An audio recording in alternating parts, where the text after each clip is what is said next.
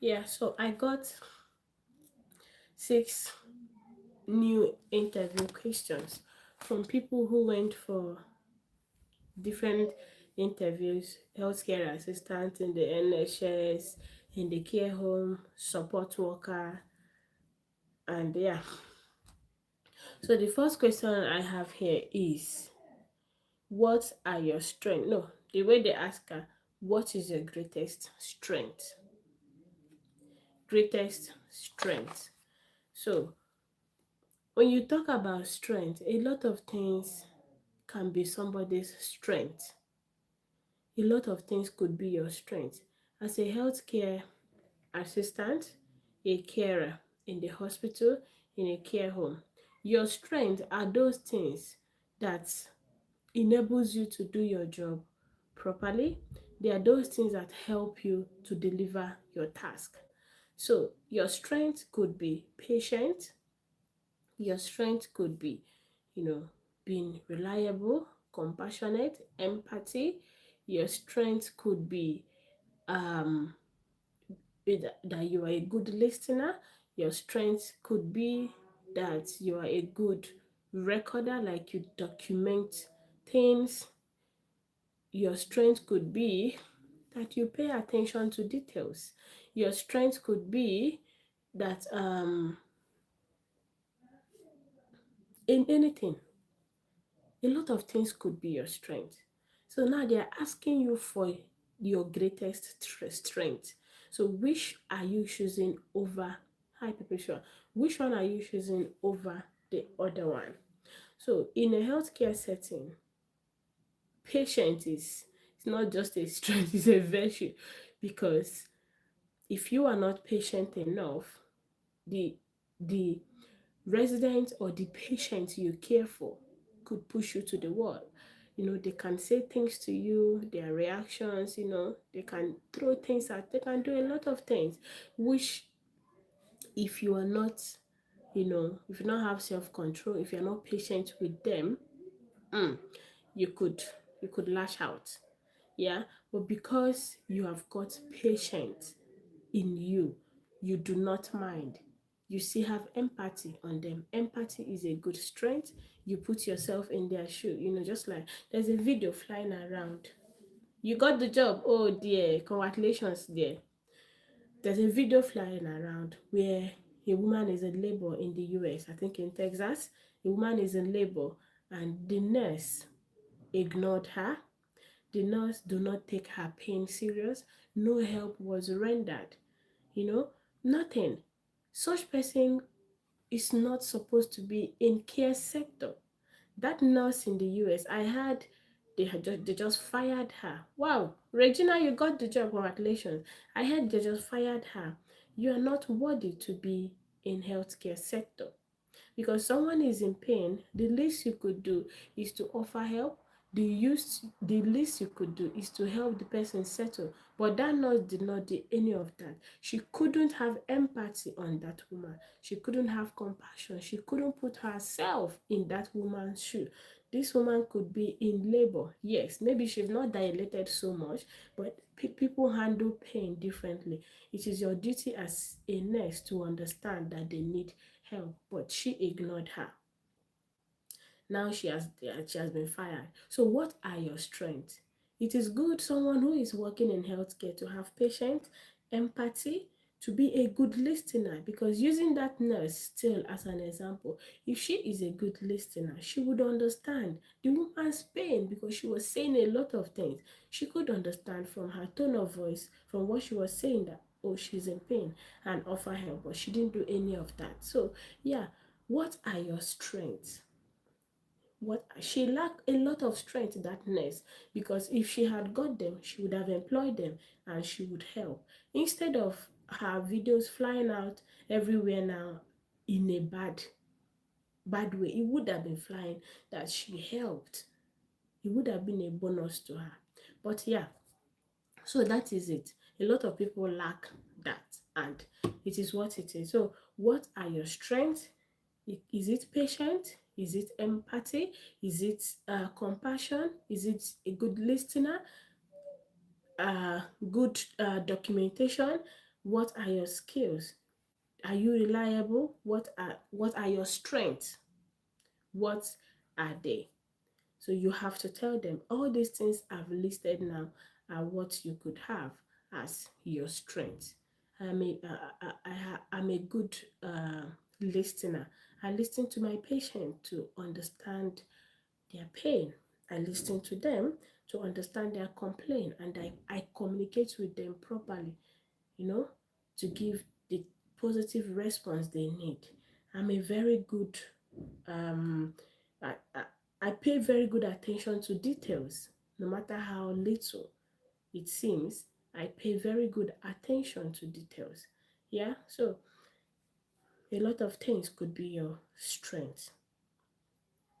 Now, the second question the person brought here is, what are your weaknesses? So they ask her, what is your greatest strength? And they ask her, what is your biggest weakness? I asked her, what did you answer? She said she told them that her weakness is that she's honest to fault, you know. So being honest is a strength, yeah, because that is how you will be able to come out to say, oh, I have done something wrong. Being honest, admitting to your mistake, taking responsibility for your action. But when a strength is at the extreme, it becomes weakness. You can imagine a situation whereby your company, something have happened in in your care home, and the management is trying to find a better way to present that situation to the family members so that they will not cause panic. But because you feel they are honest, you just open your mouth and say it exactly the way it is. You're gonna cause more problem instead of bringing solution to the problem. Do you get it? So when your strength is at the extreme, it could be a weakness. I, as a person, the weakness I know I have is not being able to work in a very toxic environment. I say it all the time. I don't see myself. Hiya, Holly. I don't see myself functioning in a toxic organization. I don't see myself functioning in a toxic environment because it makes me sick. When you have this party against this party, when you have this set against the set, the night against the day against the night, when I'm not able to work in such environment, it makes me sick. I'm not able to deliver my job because this person is not happy with this person is not happy with this person, so it makes the job very hard. Now, in that situation, I like to remind us that whenever they ask you questions about your weaknesses, please, it is good to point to them how you are working hard to improve on that. Do not just let out your weaknesses and leave it there. No. So, like someone, she said she told them that she's honest to fault, but she's working hard on, being professional in her job, knowing what she should say at every point in time. Even though she's honest, she's always professional to know when to give answer and what to say at every point in time. So that is a good answer. For me, who is not able to work in a toxic environment, what I do is that I try so hard to be neutral and professional at work. When you are neutral in a place of work, you do not belong to party A, you do not belong to party B.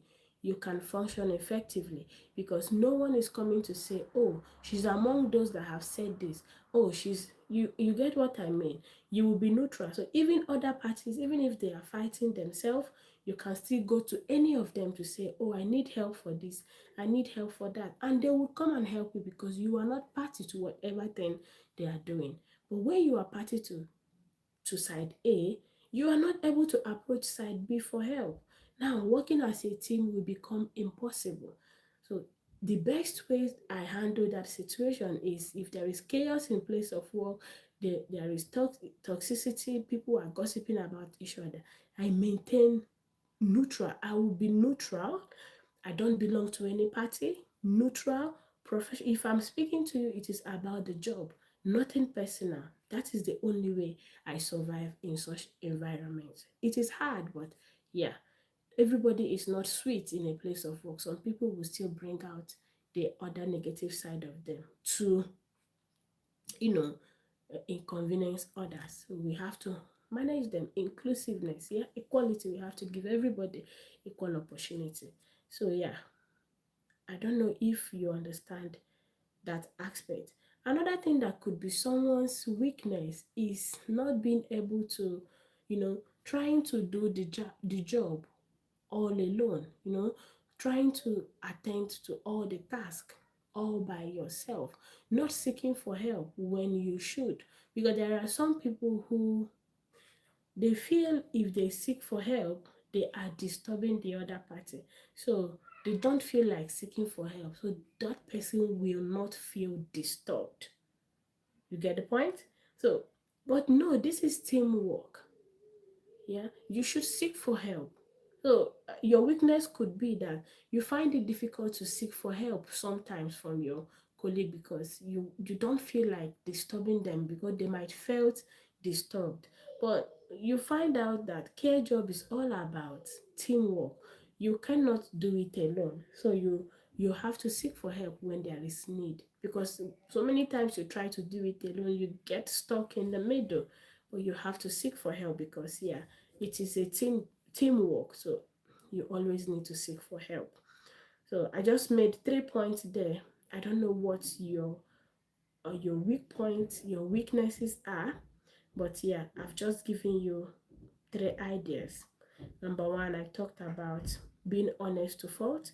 Number two, I talked about being able to work in a toxic environment. And number three, I talked about you know um not asking for help when you should. So the next question here they brought is, why do you want this job? Why do you want this job? For you to apply for a healthcare assistant job position, you should first of all know why you want to work. I understand that, yeah, we all need money. Sometimes that is the only way out. But still, you know what the job responsibility entails. You know what is there. You know what is there. So, yeah, you are there. You are going there to help people, to care for them, to make positive impact on someone's life, to be the reason why someone is smiling, to be the reason why someone have achieved something for the day. So this is why you need this job. This is why you want this job. You love to help. I love to help people, especially the vulnerable ones who are not able to help themselves. I love to be the reason why they were able to do whatever thing they want to do for the day. I love to be the reason why they are happy. I love to impact positively in people's life, especially those who are not able to do a lot of things for themselves. This is why I want this job. Okay, so why do you want to work as a carer? That is another way to ask the question. They could ask you, why do you want to work as a carer? Why do you want to join our team? Why do you want this job? So it is resident centered. Everything is more of resident centered. So you want to do this job because you love to care. That is the number one answer. I love to care. That is why I want this job. I love to care. I love to be the reason why these residents are happy. I love to make positive impact. Yeah, like someone like me, there was an interview question that says, why do you what makes you happy at work? I, as a person, what makes me happy is whenever I carry out that difficult task. When a task is so difficult, maybe we've got oh dear, what is going on? Share this life if you can. Do what you should do because I'm getting a warning there. The life is inactive. It shouldn't be. If you have gifts to send, we will appreciate it just to keep the life going. Yeah. So what makes me happy at work is when I have done a difficult task. Let's take for example, you have a resident who do not, maybe for like past 3 months, 6 months, they've not had their shower, they've not had their bath, they are refusing personal care, and everybody have been trying. Is a thing of concern. When you go to the record, it is declined, declined, refuse, refuse. This person does not want it. And all of a sudden, one day, I came, approached the person. I was lucky. I gave them shower. If possible, shave them. Oh my goodness. I feel this type of, I used to have this type of fulfillment. Like, I don't wait for anybody to praise me. I start praising myself. Such thing gives me joy. When I achieve a hard task. So that thing is an interview question, just in case. Okay? Just in case. So, what makes you happy at work? What makes you happy at work? Or what gives you fulfillment? And that is how they place that question. So it is when I achieve a difficult task, when I know I have impacted positively in their life, it gives me so much joy. Some people, what gives them joy is when they have, you know, a stress-free shift. What do I mean by stress? Everything was achieved, no incidents, everything was recorded and all that. Yeah, so that is it. So why do you want this job? Why do you want to be a carer? Why? Personally, I love to do the job because I love to care. I like to help people. I like to be the reason people are happy, especially these vulnerable ones who cannot help themselves, who need support at every point in time with their day to day activities. I love to be there to support them. I love to be the reason they smile. Yeah, that is why I want to become a carer. So the next question I have here is, where do you see yourself in 5 years? Where do you see yourself in 5 years? So let's take, for example, you are applying for a job to work as a carer, a HCA in a company. And in 5 years' time, you should not be looking at yourself to remain in the same position. You should be aiming higher. You should be aiming to change position, to change job role, to earn higher.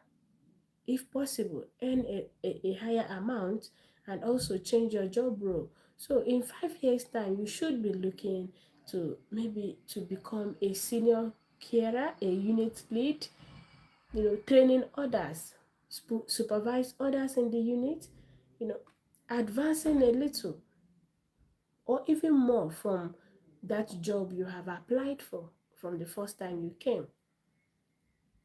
So yeah, professional development, career progression, that is what you should be looking at. So you tell them, in 5 years' time, I am seeing myself as, you know, as a senior carer, a team leader. That is where I'm aiming to see myself by that time, because I don't want to remain just a carer. So in 5 years' time, I should have, work on myself, have enough training, yeah, that will qualify me to go up to that level. Yeah, and if you applied as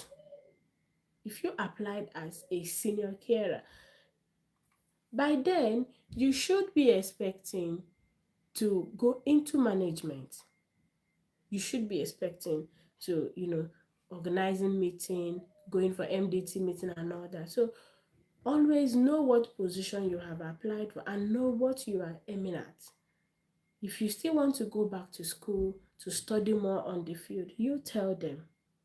If you want to advance from being a carer to becoming a nurse, you tell them. It is career progression. They are not expecting that in 5 years' time you will still remain in the same position.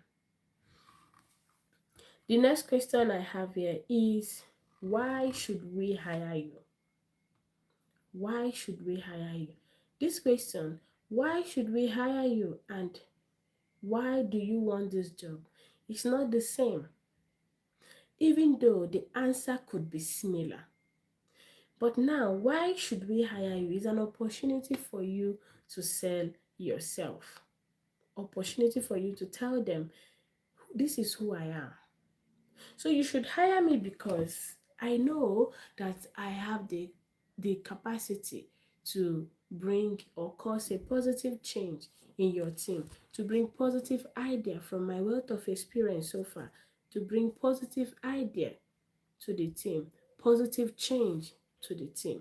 If I'm happy, if I'm lucky, if I join your team, I don't want to use the word lucky. If I join your team, I would cause positive change in the team. It will be visible. I am reliable. You can always rely on me. I am dependable. If the management is not on duty or whichever unit I was assigned to work, whoever that is in charge should or will never be, scared maybe something would go wrong. No, because I will take charge and make sure that everything is working accordingly how it should be. You should hire me because I have got skills needed in this field. I've got good communication skill. I have got good, listening skills. I have got good clinical skill required. I've got good skills required for this job. So it is opportunity for you to sell yourself to those people who are asking you questions. They are asking, they want to find out why they should hire you. So telling them the importance of having you in their team is what they are expecting to hear from you. So the next question I have here is, how do you handle failure? Which is the last question. How do you handle failure? When we talk about failure at work, when something have gone wrong, we assume that we failed in that thing. For example, you want to give a resident medication and there was a mistake somewhere. You administered the wrong medication. We should consider that as a failure, right? Because you have to report that you have made error. You have made a mistake. We should consider that as a failure. So how do we handle it? So what we do is we find out why that thing has happened, how it happened, and we learn from it. We improve from it. Listen, I want to go back to that question that says, what are your weaknesses? Some people weaknesses is being too hard. Thank you, Omonlala. Is that Omonla? There are some people who are too hard on themselves whenever they make an error. That thing could be your weakness. Being too hard on yourself, that thing is a weakness. When you make an error, you are, you put yourself into depression. You are so hard on yourself that you continue blaming yourself. Oh, I shouldn't have done this. You've done it already. Learn from it and move on. But no, a lot of people will, some people will have to be so critical to themselves because they have made an error, and that is not nice. That could be someone's weakness. I also forgot that, when empathy goes extreme, it could also be weakness. Some people are kind to fault. They are so kind to fault. Yes, someone is in pain. All you have to do is to give help, pain medication, put them to bed, put them. But no, some people will want to go to that extra mile of going to bed with that patient to help them, to suit them, So when strength is at the extreme, that is that could be weakness. So coming back to how you handle failure. So you don't have to be too critical to yourself, too hard on yourself because you failed on something. No, what we do is that we learn from our failure, we improve on that, we reflect on that, and we learn from that, then we move on. Now you've made medication error. you ask yourself, salam alaikum, you ask yourself, how did this happen? Why did it happen? Was I in a rush? If yes, next time you wouldn't be in a rush while administering medication. Was I gisting? Was I talking when I was doing that? Next time, do not disturb. You wear it and you don't talk to anybody. Just focus and do the medication. You know, why did this happen? How did it happen? You reflect on it, you learn from it, and if there's any training provided for you to do to learn more, you learn from it, and that is it. You move on. So that is how to handle failure, and not to be too hard on yourself because you failed. So these are the 6 new questions I got. Okay? Yeah. If you have any question, you can ask those who are going for healthcare assistant interview, questions in the care home, in the hospital, support workers, and all that. I got a question on one of my videos. I think I've replied and I posted, where someone asked, at what point should they do basic life support? I have answered that question. I just want to touch it again, that for you to do basic life support, that for you to give CPR, you must be trained. You must be trained. You must be trained. If you are not trained, do not do it. Call for help. Whether trained or not, you will still have to call for help. Okay? Another important thing is to be sure that that patient, that resident, do not have DNAR in their care plan. Do not attempt a resuscitation. So if they've got that, you should never do. So you have to be sure what you are doing. So at what point should you do it? You do it at a point when a resident or a patient is unresponsive. At that point, when you touch a resident, they are not responding, you call them, they are not responding, then at that point you have to start CPR. If you have been trained, it is static compression to rescue breath. So if you have been trained on how to do that, carry on, but you still have to call 999, right? Yeah. So someone said, question, what is your weakness? Like I said before, your weakness could be, it could be anything. If you know your strength, so when a strength is at the extreme, it could be weakness. So honesty can be weakness, even though it's your strength. So when you are honest to fault, that could be weakness. Not seeking for help. You try to do the job. Oh, June, thank you. You try to do the job all alone because you feel that person or your colleague might felt disturbed when you ask them. It could be a weak point to some people. You see them suffering, struggling to do the job all alone. It is a weakness. So, but how do you improve on that? You've learned that it is a teamwork. So you have to seek for help when there is need.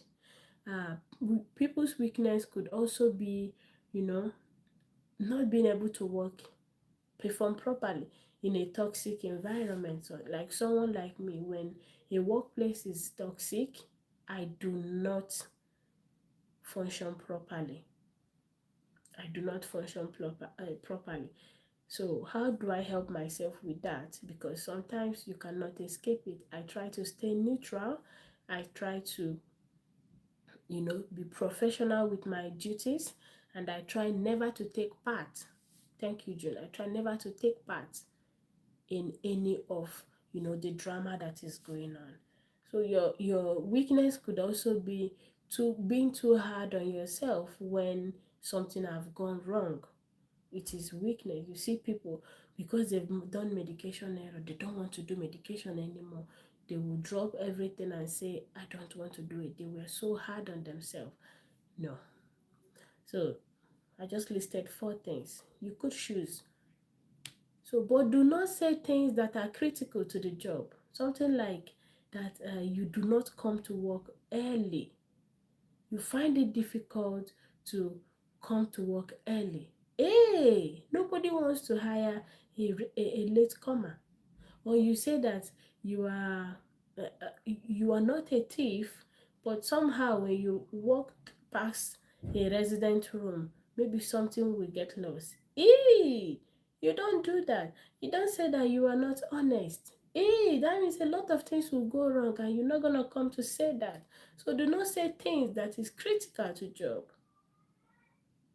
Onyebushugu, what did you retract? Hey, I didn't read that. So yeah, I hope I've cleared you. The next question I saw here that went up said, if I see a resident on the floor, what do I do? You walk into a resident room, you saw them on the floor, what do? You call for help. Thank you for your teaching. You helped me pass my interview. You got the job. Congratulations, my dear. You people should come and be sharing your interview questions with us. You must not be on live section. You can drop it on in my inbox so we can teach others. Huh? Mm-hmm. Yeah, so when you find them on the floor, you have to call for help. You are not allowed to raise them up from the floor and put them back in bed for so many reasons. It could be if it could cause more injury to them. It can cause more injury to them. You can even break your back as the carer, and we don't want you to break your back. We don't want anybody to break their back because the job is there for us to do. So when you walk into a resident room and I found them on the floor, I would first of all call for help. As I'm doing that, I will do what is called risk assessment. If you don't want to call it risk assessment, you will say that you will observe that environment. Environment is not always a very big. No, this room is my environment. So if somebody fall on the floor, I will observe this environment to see what has happened. Why I cried when the patient that was supporting was in serious pain. Is this a weakness and can be told to my interview? Well, yes, it could be because it breaks you down. It breaks you down. So how do you improve on that? You understand that sometimes, due to their health condition, pain is inevitable. So because you are a human being, you feel their pain, you cry. It's normal, but you just have to do what you should do, report it, record it, and offer help. So it is okay. Yeah, it's fine. It is a very good answer. It's very perfect. Yeah. So you see them on the floor, you observe the environment. As they're doing that, when we observe failure, we do like 5 things at a go without explaining it. Because once you saw somebody on the floor, your eyes will first of all go around. What happened? How did they fall down? Are they going to the toilet? You have to look, just in case there is water on the floor. If you don't check, like, what did they trip and fall? Is there any water on the floor? Is there any wire? Is there any banana peel? Is there any? Because you have to be sure so you don't step on the same thing and fall down yourself.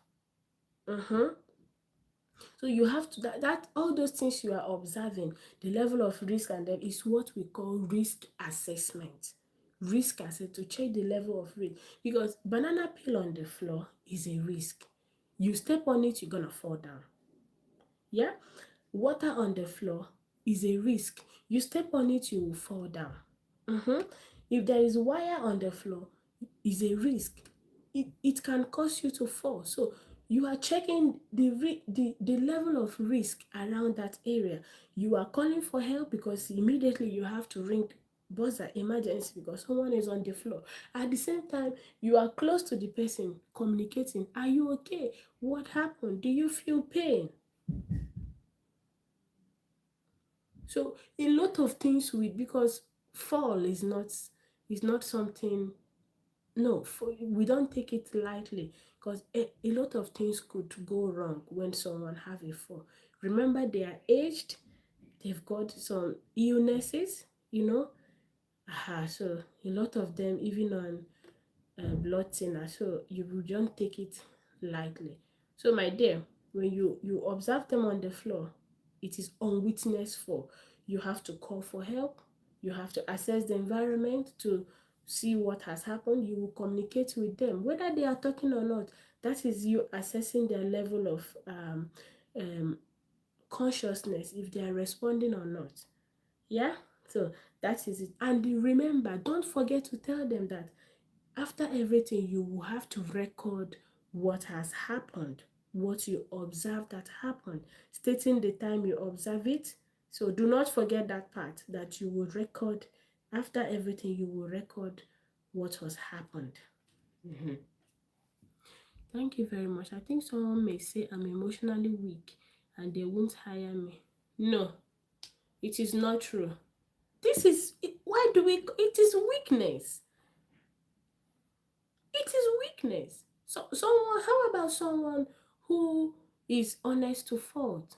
Maybe something has happened and the management is trying to see the best way to present it. But because you are too honest, you feel you cannot tell a lie. It's not like a lie. I don't want, it's not a lie, but when there are some times when things happen, you don't just present it to the family member straight away the way it is.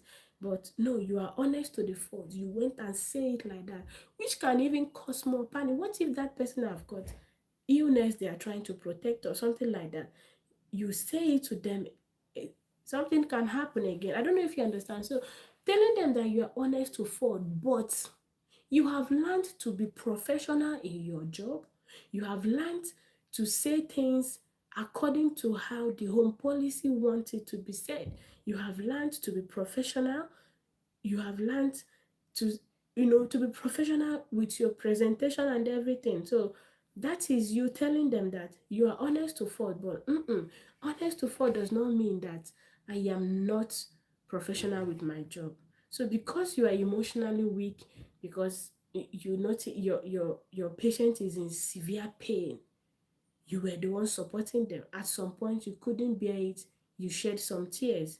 You clean up your eyes. You have to continue your job. It does not mean that you cannot get the job. That is not true.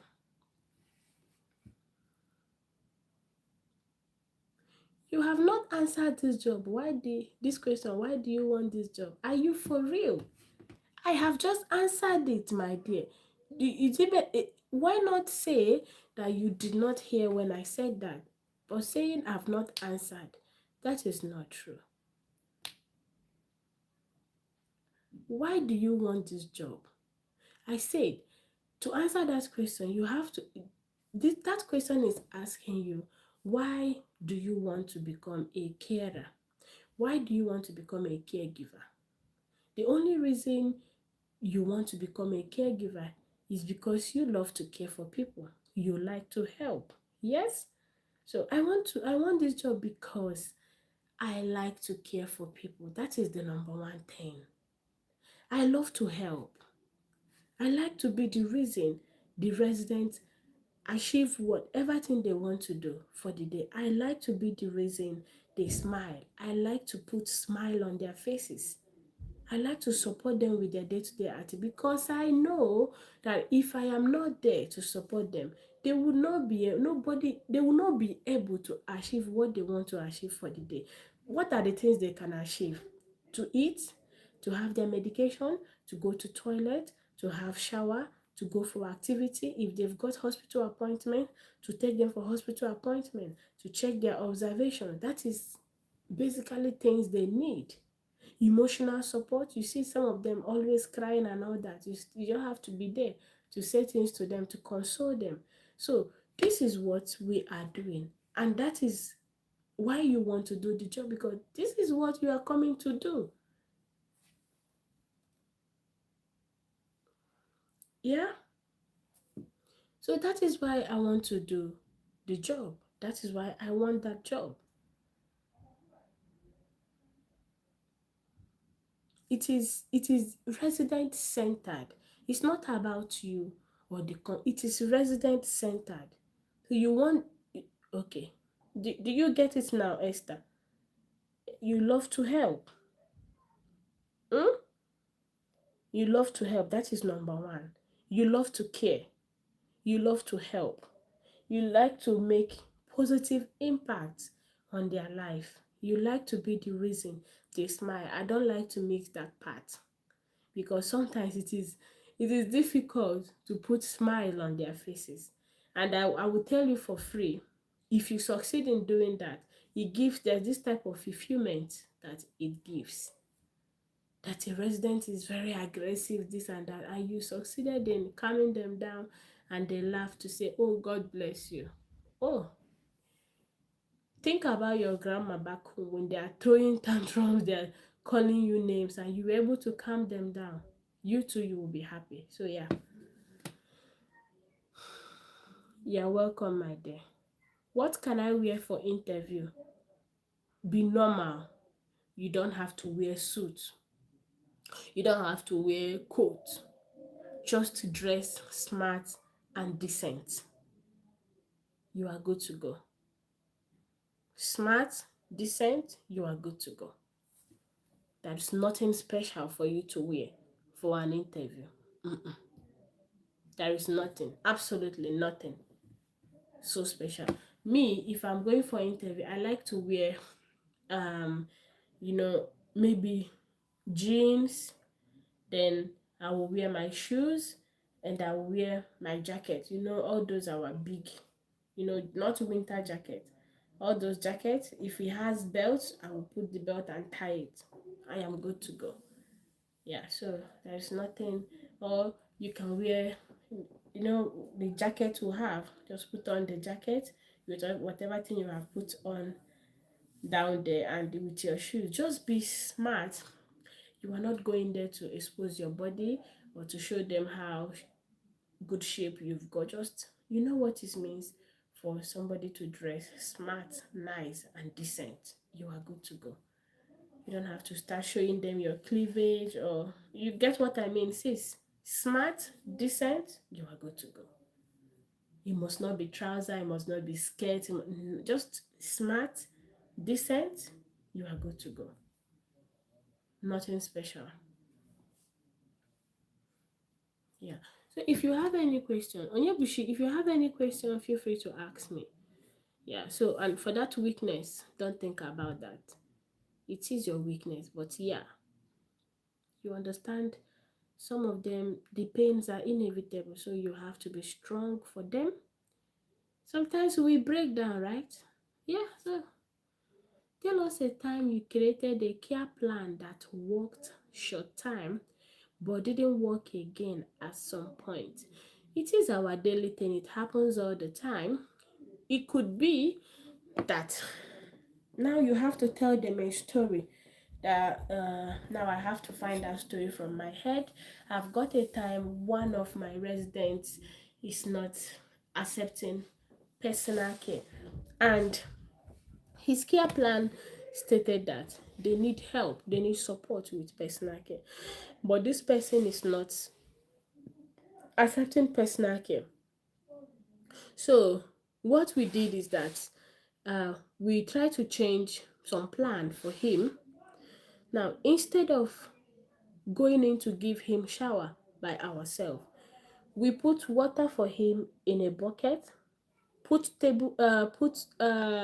soap and everything the person need, put the cream, bring out their clothes, and we tell them, and we tell that resident to go to the bathroom and give himself a wash.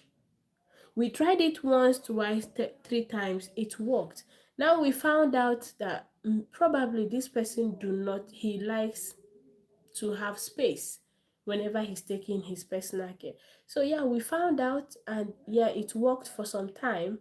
And yeah, so that thing is just all about a time where you made some changes to suit that situation for that point, for that particular time.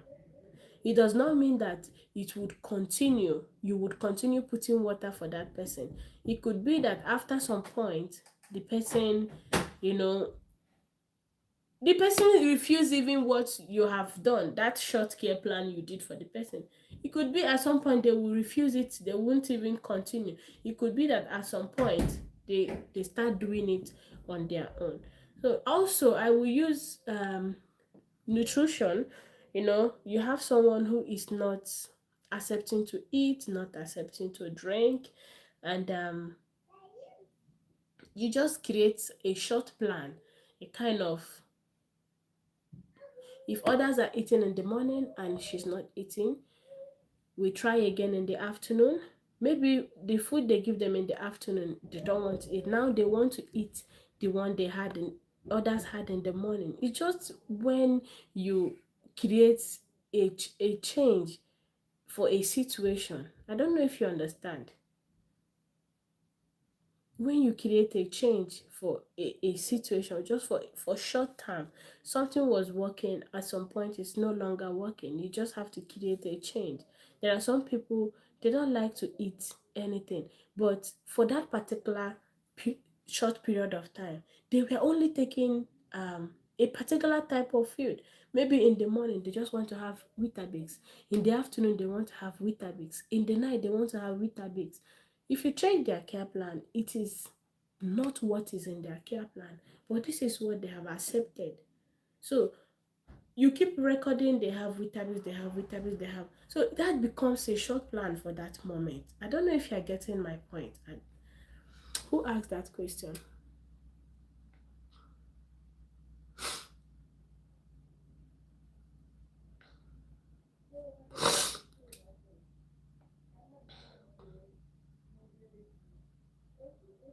Okay, sugar.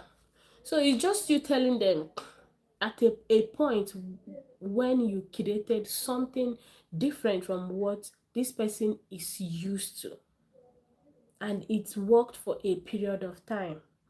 So there is possibility it will continue working. There is possibility at some point they stopped eating Weetabix because they got bored of it and they start eating some other things. So at that point it stopped. That plan has stopped. Yeah, so that is it. You just have to look for a story to tell them, real life story to tell them. Or maybe you've got a resident who is very aggressive, and the only way to help calm this person down is to take them to the park. So they made that plan. Who will take her in the morning, who will take him in the afternoon, who will take him in the evening. It was working out, helping to calm them down. After some time, they no longer want to go out and they are fine. So you just, at that point where you made a change or some changes to support somebody. Good evening, Edith. I'm looking for work in Kent area. Join Trainary Care.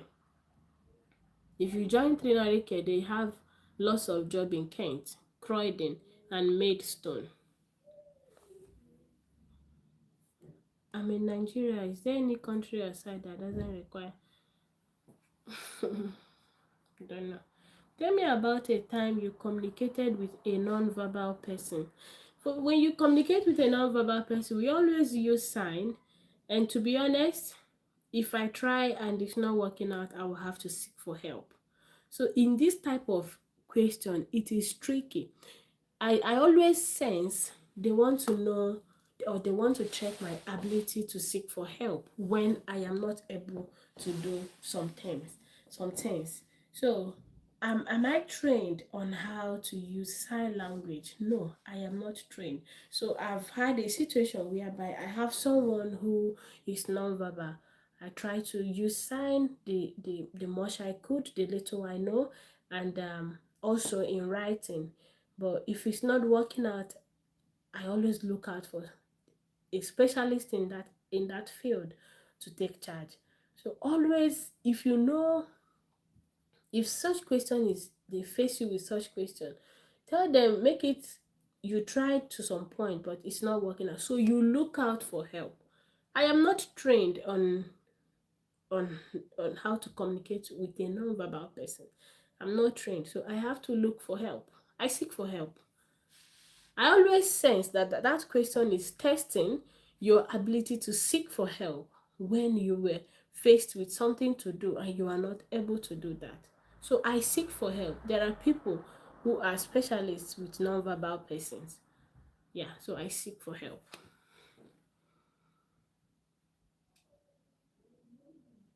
Difference between a support worker and a care assistant. Is there any difference between them? The differences are not many. Just that support workers sometimes are lone workers. They are lone workers in the sense that sometimes it could be only you in the office looking after those people you are supporting. So they, sometimes they are lone workers, but um care assistants in the care home or in the hospital, they always have people who they work with. Another thing is the job role can differ. In their job role, care assistants, we have that mandatory job role for personal care. Some care homes, the carers even do laundry sometimes. You feed, but support workers in a supported living home sometimes it depends on the type of people you are supporting. Young adults, young people, and all that. Sometimes you do not even need to do personal care for anybody. You do not need to wash their clothes. You do not need to cook for them. You just observe what they are doing from the CCTV. You communicate with them. If they need any help, they will tell you, you come, you support them with the help. So yeah, that is just the differences. Lone working and in the job role. Their job role, sometimes support workers, they don't do personal care. They don't do, yeah, but carers, we do every time.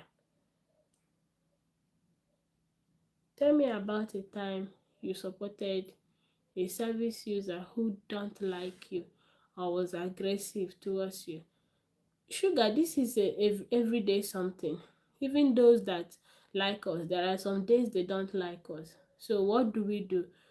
We give them time, plenty of time. We record whatever thing that has happened on our first trial. Then we give them time. We'll come back again. If they still do not want us, you have to record it, report it, and another person could try. If they don't want you at that particular time, they do not want you.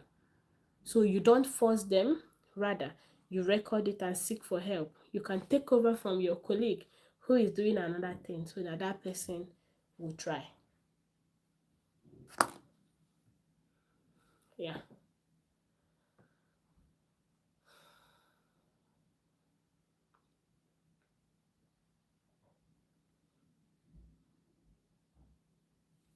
Is there any site I can apply? No.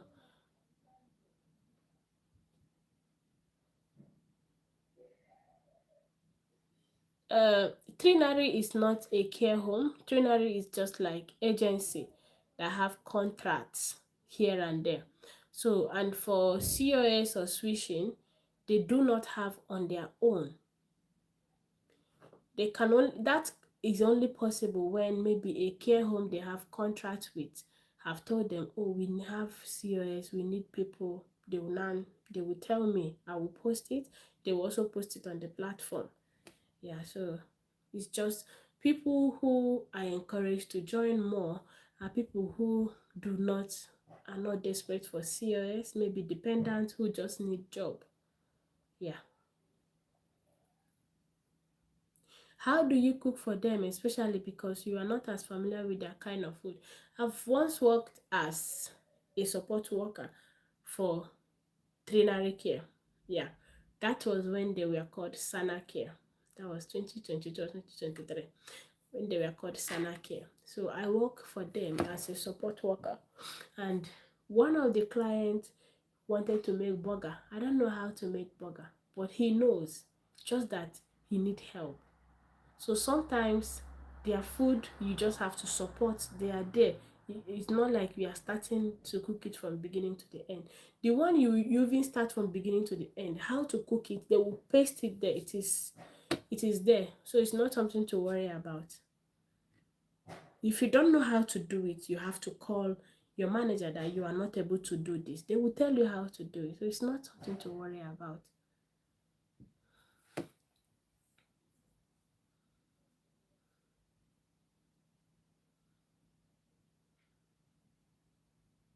Yes, he can.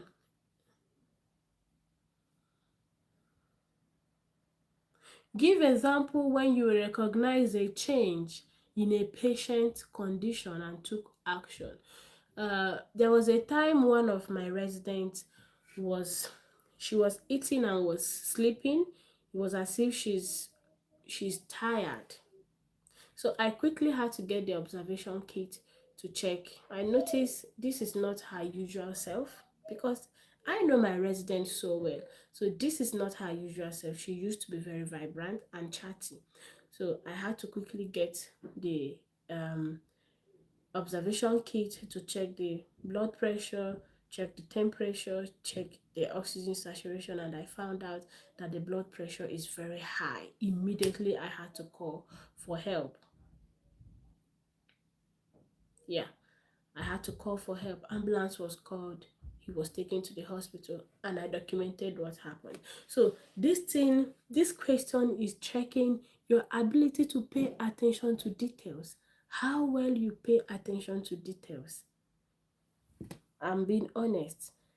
Give example when you recognize a change. If you are not paying attention to details, you might not be able to recognize that this resident is declining in their health. You might not know that something is going wrong. So paying attention to detail and knowing your resident well will tell you that something is not going on well and action need to be taken. So yeah, I recognize that. I had to rush to get the medication kit. The blood pressure was very high, very, very high. Ambulance was called immediately and the woman was taken to the hospital. So that is a perfect example. Yeah? So I hope that's answered your question. When dealing with conflict, try to find solution. I don't understand what you mean. Kenny, when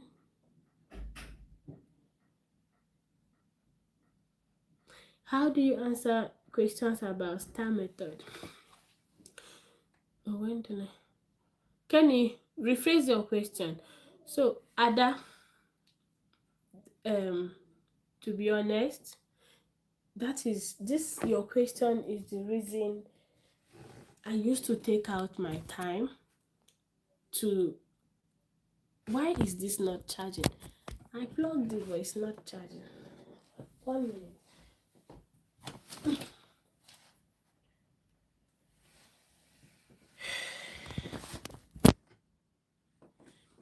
So when you talk about STAR method is not an interview question. STAR method is just a method or approach to answering questions. Now, when you say STAR method, it is STAR. Now, that S stands for situation. That T stands for task. Guys, I'm answering that question. So any question you put down, I'm answering Ada's question. Let me pin it so you know what I'm doing. That is where my attention is. That T stands for task. Ada, are you here? And that A stands for action. Now the R stands for result. Now I am going to answer a question using STAR method, and that question will come from the comment section. Now I am going to use that question from a lady who said, give an example when you recognize a change in patient condition and took action. That question could also be rephrased and they could ask you, tell us about a time you noticed a change in a patient and the action you took. So, STAR method is a method of answering situational or scenario-based interview questions. A question where they will have to say it as a story, paint it as a scenario for you as a story, and they want you to answer that question, telling them a story again or painting a scenario for them. Now, this lady that asked that question when she noticed a change, the answer I gave never happened. But you see the way I answered it, it was as if it happened. No, I've not had that real life situation. Believe me. Yeah? But this is real life. This is what happens on a daily basis in the unit, in the hospital. Even nurses will come. Oh, this patient, when I was in labor 2 years ago, the midwife that came, when she saw me, because I had a very long, it was a prolonged labor from 6 o'clock the other day till 9 a.m. the next day. When the midwife came, she suspected that something is already going wrong. My baby heartbeat is already dropping. You know what she did? She didn't waste time. She rang emergency. Doctors, before I could know it, I'm already in the theater for CS that I did not sign for. Okay, so whether it happened, it does not happen, you make it real. You are telling them something that, a kind of you are imagining, if something like this happened, how would I attend to it? It could also be that that thing has happened, like the one I just said now during labor. So if I'm going for healthcare assistant in the hospital and they ask me this question, I will tell them that in my previous work, I noticed a woman. Oh no, this is not fair. I can't be doing this puzzle. It's not fair. It's not fair. I have 81 people watching this live on TikTok. And I'm playing puzzle to prove to TikTok that this live is active. I don't know what they want me to do. I don't know. People are typing, communicating in the comment section. I'm seeing likes coming up. So why are they sending me puzzle to play? It's not nice. I don't know why. I don't know why. So in the hospital, so if you are going for HCA in the hospital, you could use my example to say that a woman in labor, because HCAs, they also come to check our pulse. I think every 10 minutes they come to check the pulse, they come to check the heart rate, heartbeat. They come to check it. Yeah. So you could say you went to check and you notice a drop in the heartbeat. You call immediately, you call for emergency, and the person was rushed in the theater. That is you paying attention to details, knowing that this heart rate is lower than it should. That is a concern. What did you do? You call emergency immediately. Now we in the care home, so it could be like the example I gave. Now, bringing it down to STAR method. For you to use STAR method, first of all, there would be a situation. There would be a situation on ground. Now, on that situation on ground, you have a task to do. You have a task to do. Now, yes, some people have tasks to do, but did they take any action? When I started this life, I referenced that woman, that nurse in Texas who abandoned the woman in labor. She have a task to offer help to that lady, pain relief, whatever, to that lady. But no, she did not. She neglected the woman. So she have a task, but she did not take action. And she knows what her task is, but she never take action. So there should be a situation, a task, an action for you to take, and the result of that action you took. So now, tell us about a time you experienced something unusual in your residence and the action. Now, for you to tell them a time, there is a situation. What was the situation? A resident who was eating was feeling sleepy. It was as if they were dropping down because this is not their usual self.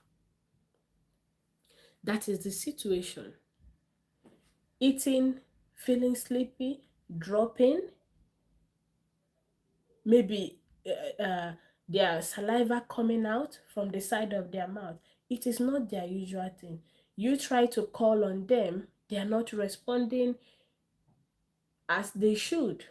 That is a serious concern. That is a situation. Now, T, remember STAR method, STAR. T, you have a task.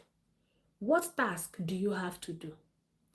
To carry out observation immediately. If you have not been trained or you don't have that skill to carry out observation, to know the right readings, temperature, if the temperature is above 37, above 38, above 39, there is a concern. If the blood pressure is this or that, there is a concern. If you have not been trained and you don't have that skill, that is the task waiting for you, but you have not been trained. What do? The next thing to do is to call for help. That is the task. Now, you know this is your task.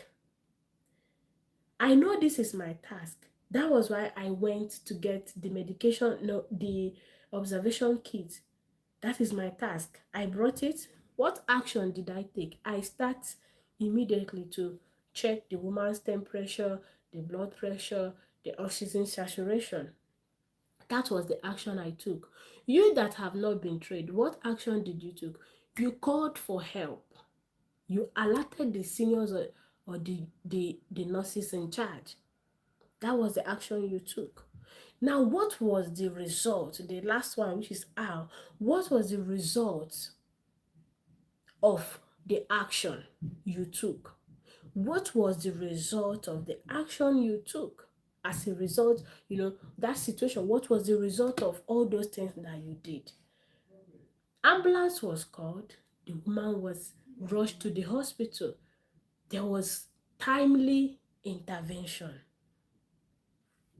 That was the result. So the woman was saved.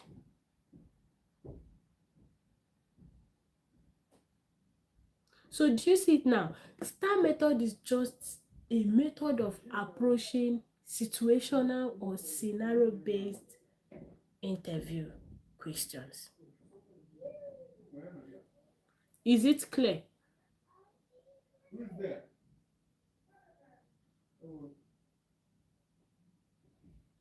Is it clear? Yes? Okay. So only the camp for there.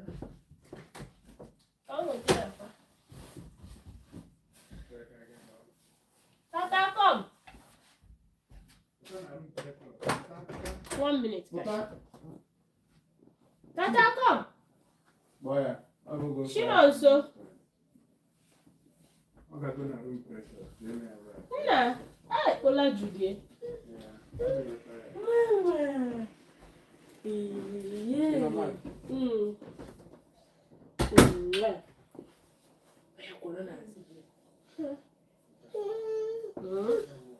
Corona, end of life.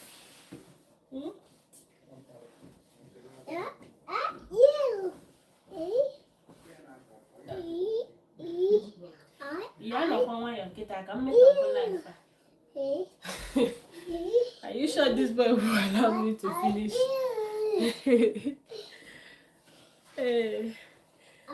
Yeah.